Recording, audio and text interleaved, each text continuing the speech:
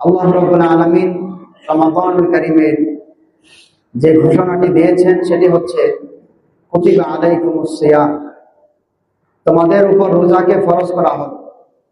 কামা কুতিবা আলাল্লাযীনা মিন ক্বাবলিকুম, যেমন তোমাদের আগেও রোজা ফরজ ছিল। লাআল্লাকুম তাত্তাকুন, রোজাকে কেন ফরজ করা হলো?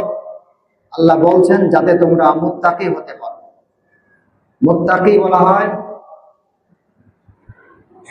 যে ব্যক্তি কাঁটাযুক্ত একটি রাস্তায় নিজের কাপড়কে গুটিয়ে সতর্কতার সঙ্গে চলাফেরা করে, যাতে তার গায়ে কোনো কাঁটা লেগে না যায়।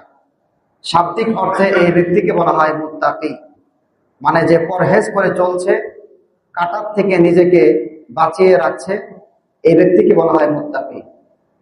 তো শরীয়তে মুত্তাকি কাকে বলা হয়? ইসলামে মুত্তাকি বলা হয় ওই ব্যক্তিকে যে ব্যক্তি আল্লাহর ভয়ে সমস্ত গুনাহ থেকে নিজেকে বাঁচিয়ে রাখে, তাকে বলা হয় মুত্তাকি। তো মুত্তাকি কাকে বলা হয় যদি প্রশ্ন করা হয়, আমরা একটা জবাব দেব, সেটি হচ্ছে যে ব্যক্তি নিজেকে সব ধরনের পাপাচার, অন্যায়, অশ্লীল গুনাহ থেকে বিরত রাখে, তাকে বলা হয় মুত্তাকি।